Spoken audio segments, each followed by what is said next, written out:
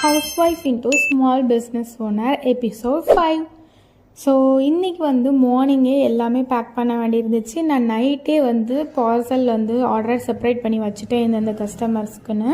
So morning எழுந்திரிச்சதுமே அட்ரஸை எல்லாமே separate பண்ணி நான் வந்து பேக் பண்ணிடுவேன். முதல்லலாம் என்னோடய பேக்கிங் ஸ்டைல் வேறு மாதிரி இருந்துச்சு. பட் ஆன் த ஸ்பாட்டில் சர்ச் பண்ணி ப்ராடக்ட் எடுத்து வச்சு நான் அப்படி தான் பேக் பண்ணிகிட்டு இருந்தேன் 1-2 ஆர்டர் வரும்போது.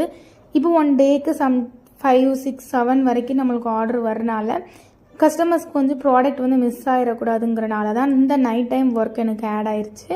நைட்டே நான் உங்களோட ஆர்டரை தனியாக பிரித்து வச்சுட்டேன்னா ஸோ மார்னிங் எனக்கு பேக் பண்ண ஈஸியாக இருக்கும்.